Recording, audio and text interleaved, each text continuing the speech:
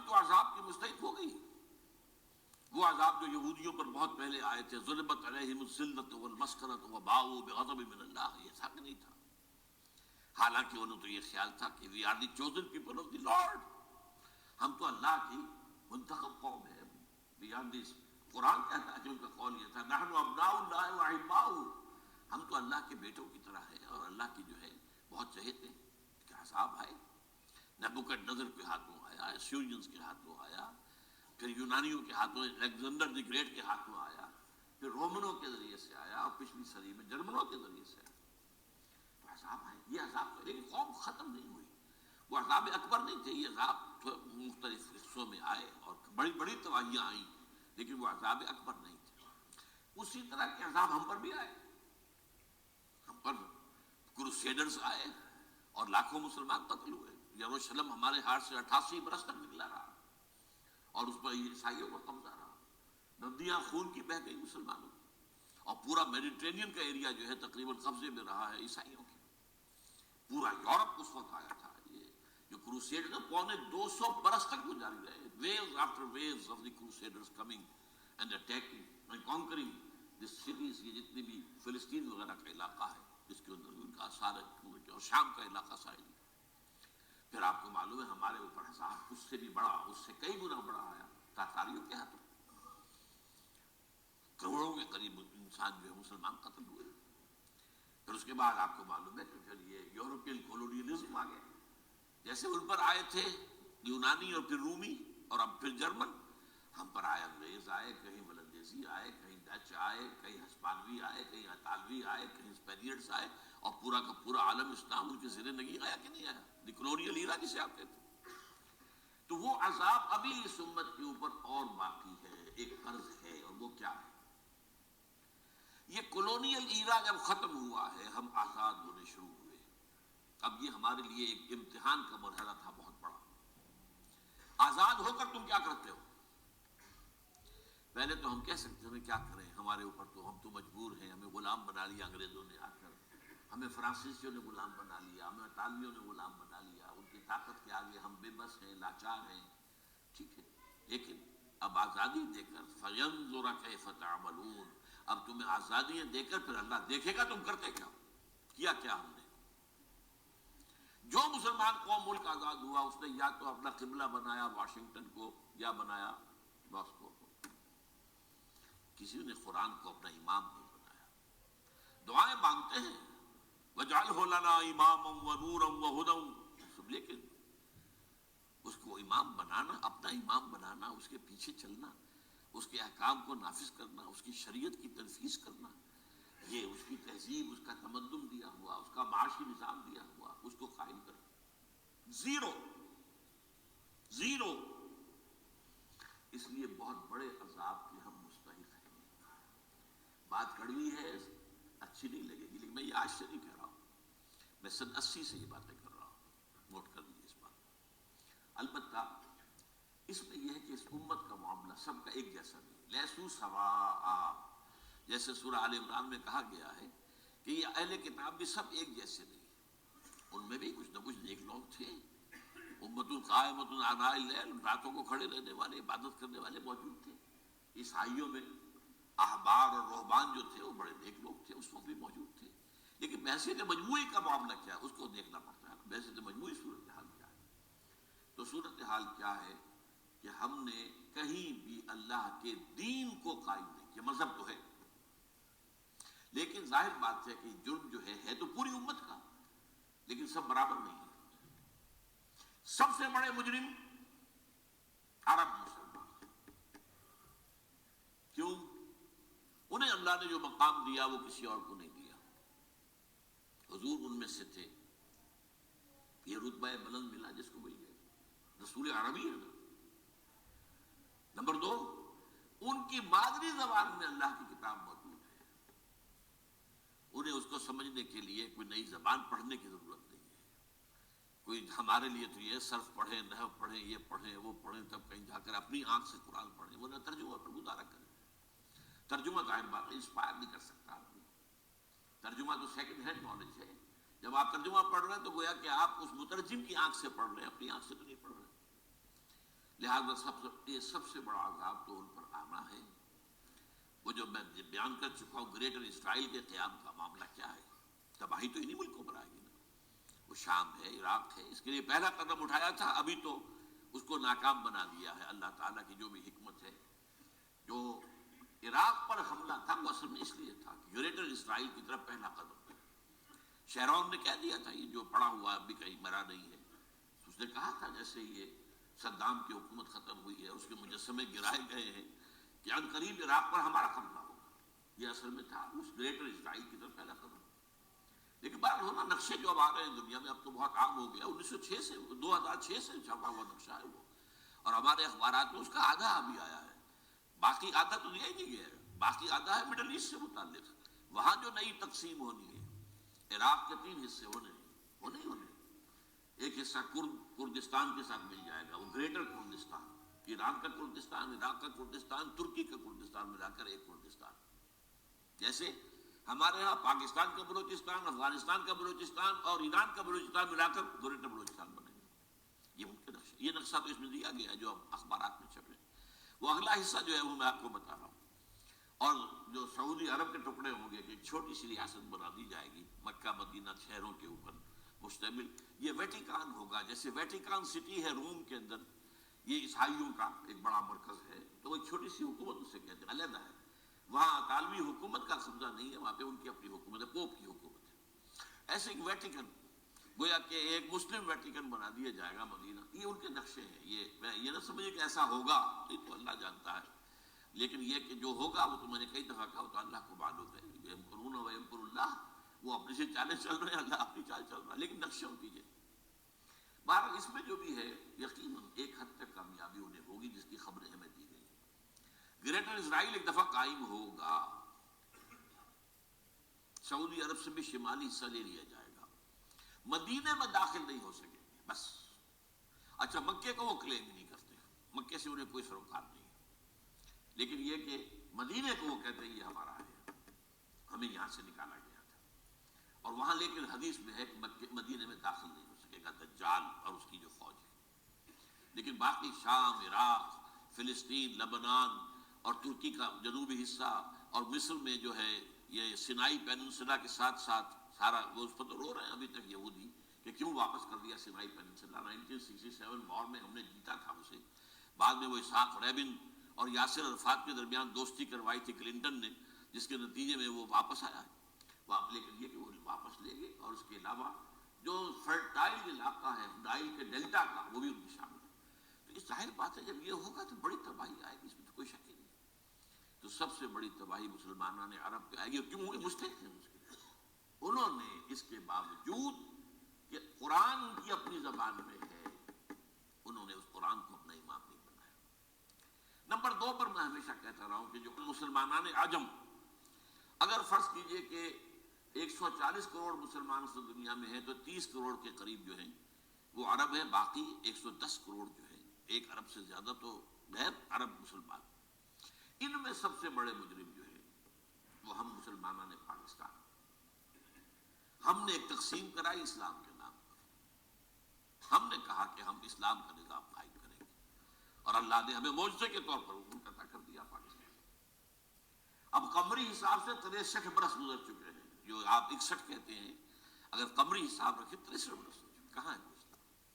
لہذا مسلم، لیکن اب اس میں یہ ضرور ہے کہ ابھی پاکستان کے معاملے کو میں سمجھتا ہوں کہ ہینگنگ ان دی بیلنس والا معاملہ ہے، ابھی نہیں کہہ سکتے، اللہ تعالیٰ شاید کوئی توفیق دے دے، کوئی معجزہ ہو جائے، کیونکہ میرا تو یقین یہ ہے کہ یہ قائم بھی معجزے سے ہوا ہے، جس پر میں نے تفسیر کتاب میں لکھا ہوا ہے، استحکام پاکستان، اور اب کوئی دوبارہ معجزہ ہو سکتا ہے، اور معجزہ کیا ہوگا کہ پوری قوم میں توبہ کی ایک کیفیت پیدا ہو جائے، اللہ کے کرنے سے ہو سکتی ہے۔ تمام انسانوں کے دل جو ہیں اللہ کی 2 انگلیوں کے مابین ہیں، حضور نے ہمیں خبر دی ہے، جدھر چاہتا پھر دیتا، تو کوئی عجب نہیں کہ ایسا ہو جائے۔ بہرحال اس اعتبار سے میں آپ سے عرض کر رہا ہوں کہ یہ پاکستان کے بارے میں نے جو آپ کو 2 آیتیں سنائی ہیں سورہ انبیاء کی، اس آخر کے حصے میں آئی ہیں سورہ انبیاء میں، وَإِنْ أَدْرِي أَقَرِيبٌ أَمْ بَعِيدٌ مَا تُوعَدُونَ۔ دیکھو لوگوں، مجھے یہ معلوم نہیں ہے کہ جس عذاب خداوندی کا تم سے وعدہ کیا جا رہا ہے وہ قریب آ گیا یا دور ہے۔ حضور سے کہا جا رہا ہے، قل، آپ یہ کہہ دیجیے، ان ادری اقریب ام بعید ما توعدون۔ ساتھ ہی یہ بھی فرمایا وَإِنْ أَدْرِي لَعَلَّهُ فِتْنَةٌ لَكُمْ وَمَتَاعٌ إِلَىٰ حِينٍ، اور مجھے نہیں معلوم، ہو سکتا ہے کہ یہ تمہارے لیے ایک فتنہ بن کر معاملہ آ گیا ہو اور ابھی تمہیں اور مہلت دے دی جائے۔ اس حوالے سے ہم نہیں کہہ سکتے، اب آپ کو معلوم ہے میں تفصیل سے بیان کر چکا ہوں جس طریقے سے مجموعی طور پر پاکستان میں گھیراؤ کیا گیا ہے، اور جس طریقے سے یہ جتنا نیو کونس کا اور کرسچین اور جو جیوش زائنسٹ ہیں، اور اب ان کے اندر اضافہ کیجیے ہندو زائنسٹ کا، اب یہ جس طریقے سے گھیرے کے اندر لے رہے ہیں پاکستان، جس طرح بھارت کی فوج افغانستان میں بھی آ رہی ہے، اس نے اپنے کتنے قونصل خانے کھولے ہوئے ہیں افغانستان میں، کس لیے؟ جو کچھ وہ ہو رہا ہے بلوچستان کے اندر، جو کچھ ہمارا پورا صوبہ سرحد ہے، اور اس سے آگے بڑھ کر جو کچھ کراچی میں ہو رہا ہے، یہ سارے معاملات جو ہے وہ دیکھ لیجیے تو گویا کہ باہر سے ہمارا گھیراؤ مکمل ہو چکا ہے، اور اس میں یہ ہے کہ تازہ جو بمبئی کے اندر جو ہوئے ہیں معاملات وہ نوٹ کیجیے کس طریقے سے اب اسے کہا جا رہا ہے کہ کچھ مسلمانوں نے کیا ہے، حالانکہ اس کے اندر سب سے بڑا ثبوت یہ ہے کہ ایک ہندو ہیمنت، جس نے کہ وہاں ساری تحقیقات کی کہ سمجھوتا ایکسپریس کو جو اڑایا تھا کس نے اڑایا تھا، اس کی انہوں نے کہا جب کی ہے تحقیقات، اب یہ اس کو گیو دم دی کریڈٹ، ہندو قوم کے اندر کم سے کم یہ بھی بات موجود ہے، جہاں وہ بدماشیاں ہیں وہاں یہ بھی ہے، یہ خیر بھی ہے، جہاں برائیاں ہیں ان کے اندر وہ خوبیاں بھی ہیں۔ ان کا ایک کمیشن ہے، اس نے صاف ایک ہندو کو، اور ہندو بھی سرونگ کرنل کہا یہ ہے ماسٹر مائنڈ، اس نے کروایا، اور وہ گرفتار ہوا، سرونگ کرنل بھارت آرمی۔ تو اب ظاہر بات ہے کہ اس کو مارا گیا ہے ممبئی میں، اس کو مسلمان کاہے کو مارے گئے؟ مسلمانوں کا تو وہ کہ محسن تھا، وہ مسلمان کس وجہ سے اسے مارے گئے؟ اسے مارنے والے کون ہیں؟ وہی ہندو زائنسٹ کہہ لیجیے ان کو، یا ہندو تشدد پسند کہہ لیجیے، جو پاکستان کو ختم کرنے پر تلے بیٹھے ہوئے ہیں۔ یہ ان کا در حقیقت کام ہے کہ اس شخص نے اتنی بڑی حرکت کی کہ ہمیں جو ہے ہماری سازش کو بے نقاب کر دیا۔ تو اصل میں لیکن یہ سب کچھ جو ہو رہا ہے وقتی طور پر تو بہت ذرا طوفان اور جوش آیا تھا، معلوم ہوتا تھا کہ شاید 9/11 والا معاملہ جو تھا نیو یارک کا، اس کے نتیجے میں جو ایک دم امریکہ جو ہے نکلا ہے غصے کے اندر، اور پوری قوم اس کی کھڑی ہو گئی اور پوری دنیا جمع ہو گئی افغانستان پر حملے کے لیے، شاید ایسا معاملہ ہو جائے، لیکن نہیں، اللہ کا شکر ہے کہ یہ معاملہ جو ہے ان ادری لعلہ فتنۃ لکم ومتاع الی حین۔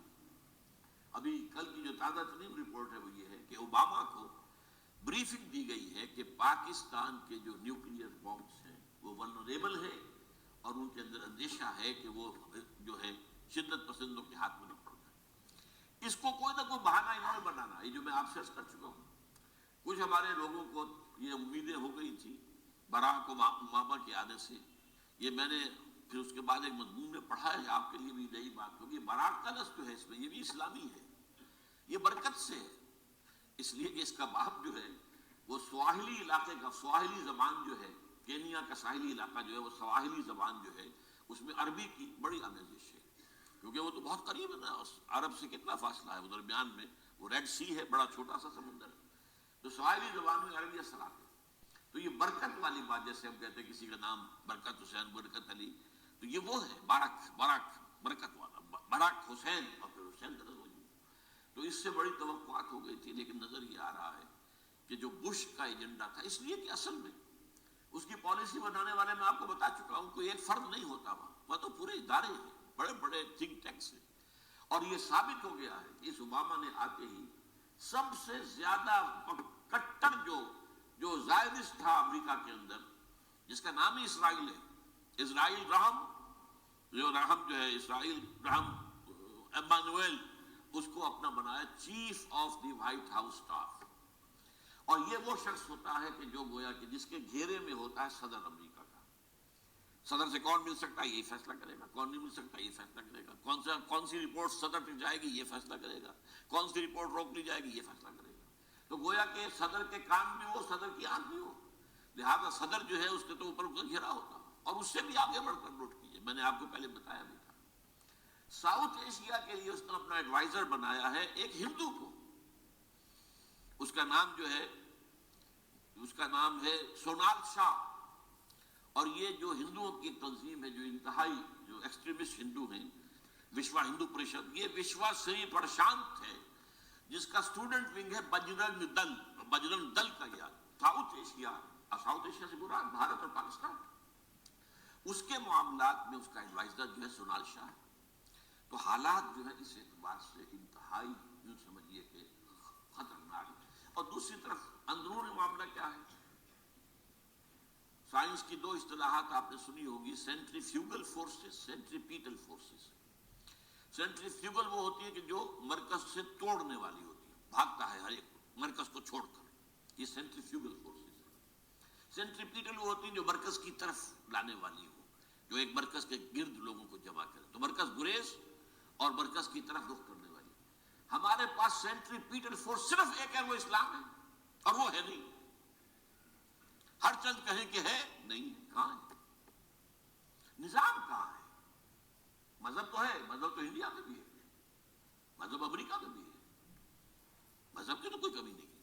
فاسٹسٹ گروئنگ ریلیجن میں نے بارہا کہا ہے دنیا میں مانا جا رہا ہے کہ اسلام، لیکن مذہب دین حضور بھیجے گئے تھے دین کو غالب کرنے کے لیے۔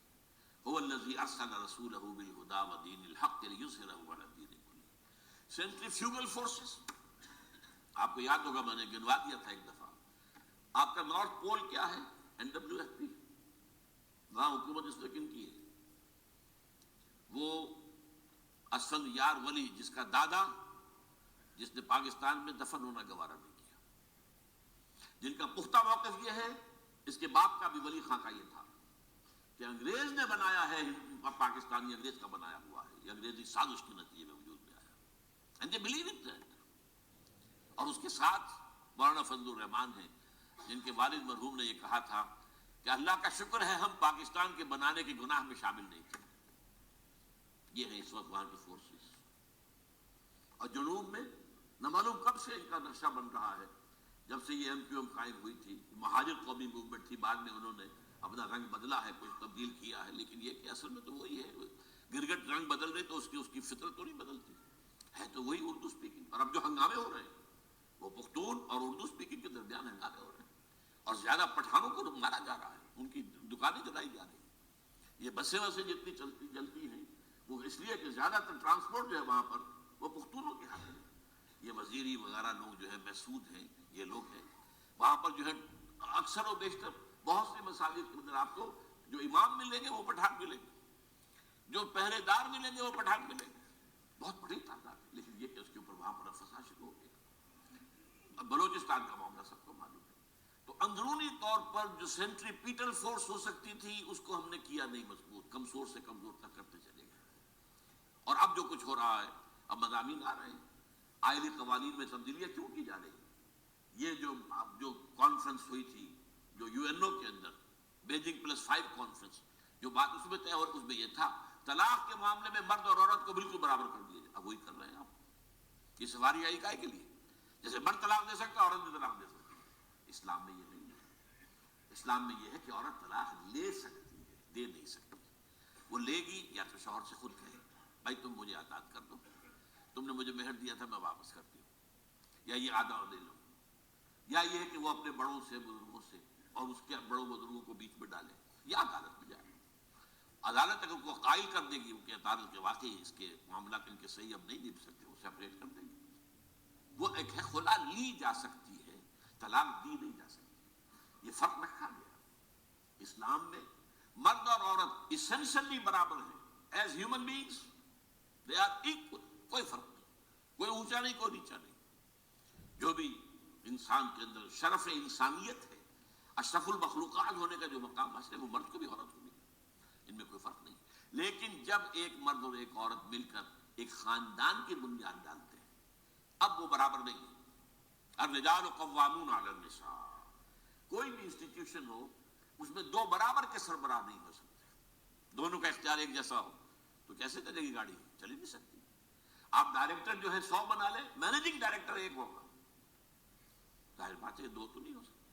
لہذا انسٹیٹیوشن فیملی کے لیے اسلام نے جو نظام دیا ہے، یہی طلاق کا معاملہ ہے، وراثت کا معاملہ ہے، عورت کے ذمہ کچھ اور کام لگائے ہیں، مردوں کے ذمہ کچھ اور کام لگائے ہیں۔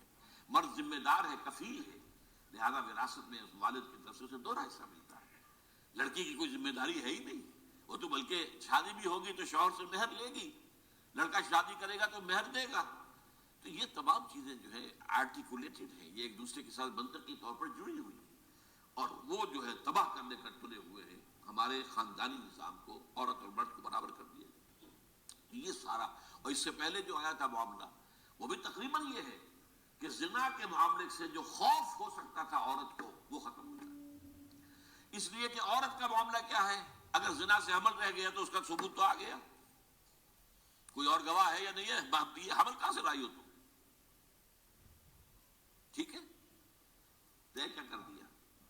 پرچہ بھی درج نہیں ہو سکتا اس کا جب تک کہ 4 چشمدید گواہ جا کر کسی مجسٹریٹ کے سامنے گواہی نہ دے کہ ہم نے اپنی آنکھوں سے دیکھا ہے، تب پرچہ درج ہوگا، تحقیق اس کے بعد ہوگی. یہ کہاں ہوا؟ اس کا مطلب ہے وہ خوف ختم. جو خوف ہو سکتا تھا جو عورت کو روکتا ہے، ایک تو یہ کہ ہمارے ہاں وہ جو بھی آبادی کا معاملہ تھا اور یہ